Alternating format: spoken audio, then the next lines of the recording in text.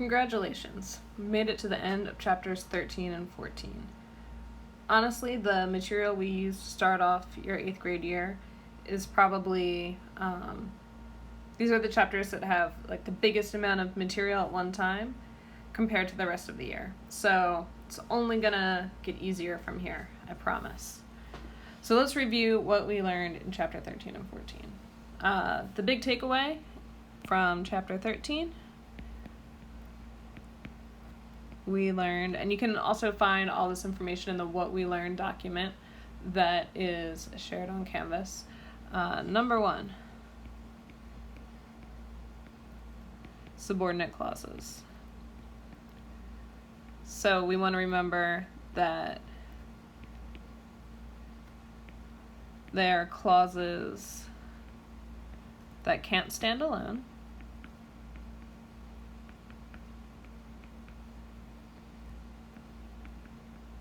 And they're introduced by certain words. We call these subordinate conjunctions. So they're introduced by, these are the words you know right now: ubi, dum, quod, si, or a relative pronoun.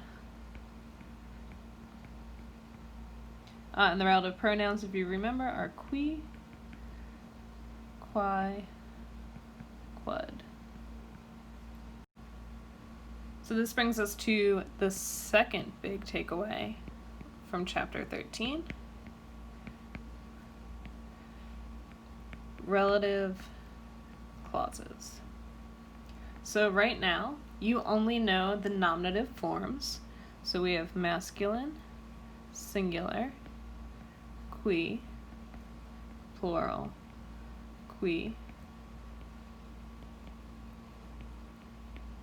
Only nominative for now. Later on you'll learn the rest of the cases.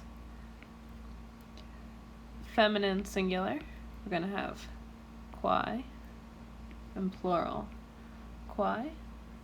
And then in the neuter singular, we're going to have quod, plural, quae. And we want to translate these into English as who or which is another good translation. Sometimes in English you can say that. That'll work as well.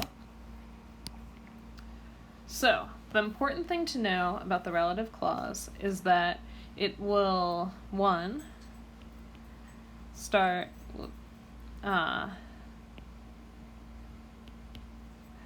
they start a subordinate clause.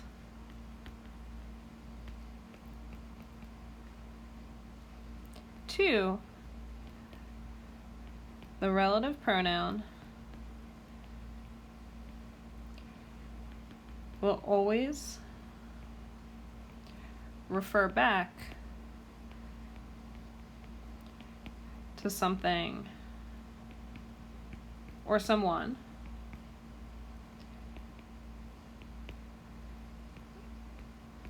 in the main clause.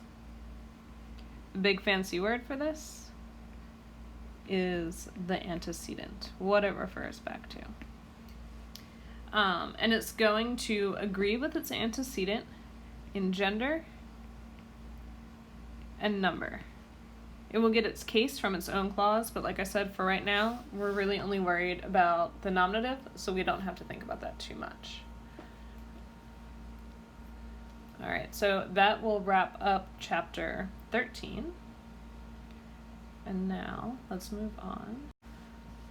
Alright, so chapter 14, and like I said, these pronoun chapters can feel like a lot, but a lot of this information you've already seen before in earlier chapters.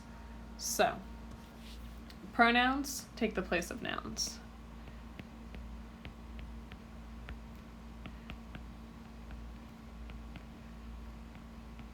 So that's our first thing. Take the place of nouns. We have personal pronouns. And in Latin, because your verb can convey the subject with its ending, you don't always have a nominative. You would really only use it if you want to emphasize something. So, personal pronouns.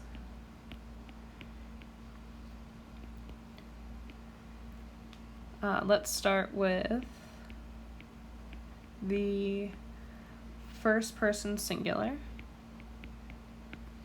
It's going to be I in English. Our nominative is going to be ego. Genitive, mei. Dative, mihi. And then our accusative and our ablative are both may.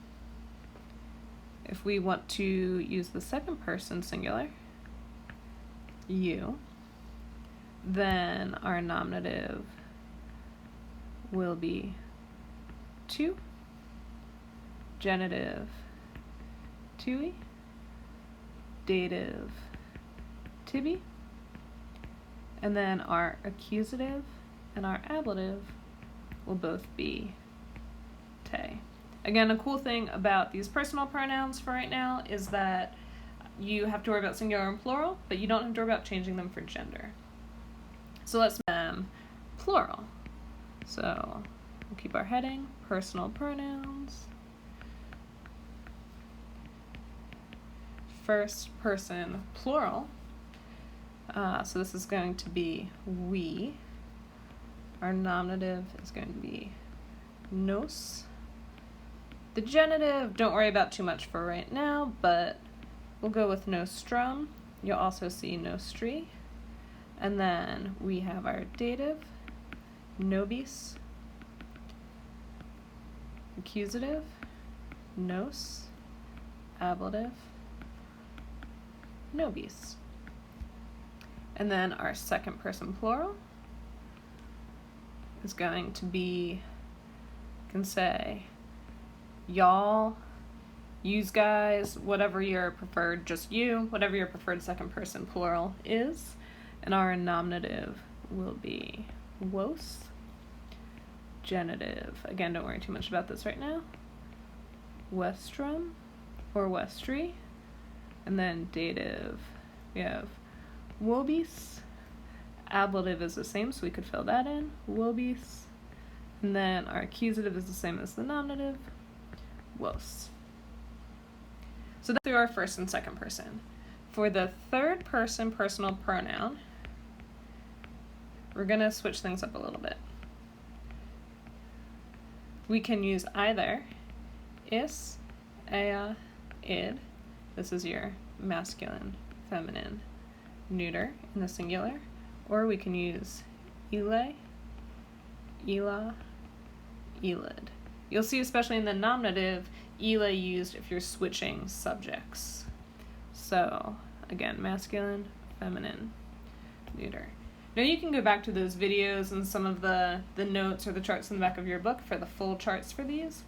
But the big important takeaways for these is that they, one, generally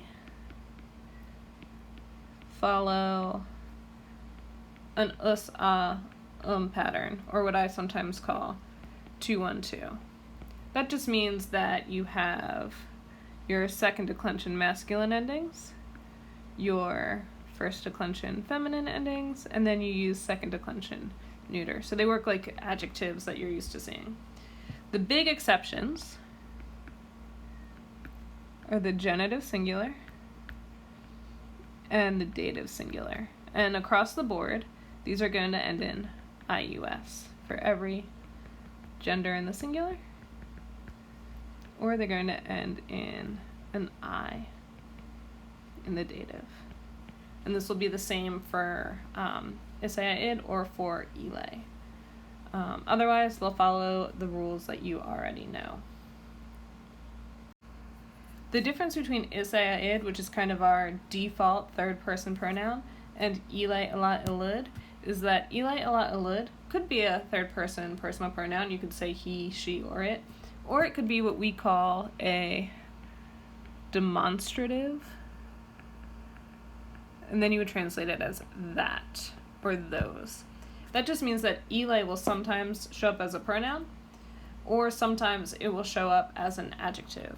So you could say, he sees them, or he sees those books. And the second one is working as an adjective.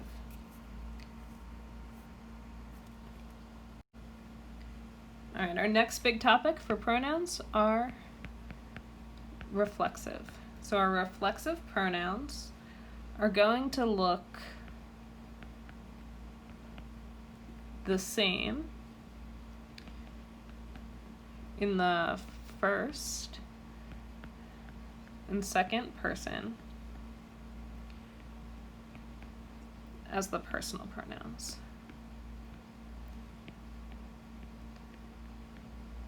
For the third person, the singular and plural is going to be the same. There's no nominative, and we're going to use sui, sibi, say, say. So this form is only ever going to be reflexive, dative, accusative, ablative. And all it means when we talk about something being reflexive is that it refers back to the subject. So if I say, he sees me, me videt, this is going to be a personal pronoun. Because he and me are two separate people. If I say, me video, I see myself, this is now reflexive because I and myself are the same. Think of it as looking into a mirror almost. So if your object matches your subject, it's reflexive. Our last big topic, and like I said, you've already seen these pronouns sort of showing up in your stories. You've seen these adjectives as well. So we have possessive adjectives, and they can also be reflexive, possessive or reflexive adjectives. So possessive will have things like meus, tuus, right? These are what I call, again, 2, 1, 2. For their endings, these masculine, your second declension for masculine, first for feminine, or the second for neuter. And remember, they have to agree, because they're adjectives, with their noun in 3 things: gender, number, and case. So these adjectives will change their ending to match the noun that they're going with. You can also use for the plural, so first singular, second singular, first plural will be, and these are still the 2, 1, 2, we just see an ER ending: noster, nostra, nostrum. Second plural, we'll use wester,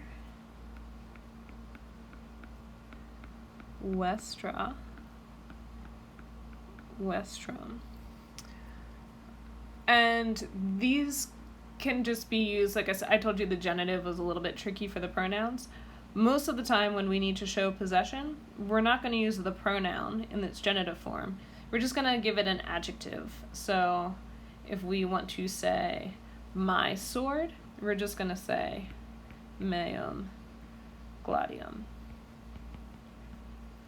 The trick is when we get to the third person. We don't have third personal pronouns in this way. So if you want to say the sword of him, you have to say eos. You're going to use the genitive of isea id, gladium. Because while these, the meus, everything over here, can be both possessive, right, and also reflexive, suis aum is only going to be reflexive. His own sword, her own sword. So only reflexive. So if you need a third person pronoun to show possession of him, of her, we're going to use eus, or we could use eorum in the plural. And that wraps up all of our chapter 13 and 14 grammar. We've got one more chapter, 15, where we're going to spend some more time with pronouns, and then we'll wrap up with that, and it'll be smooth sailing from there.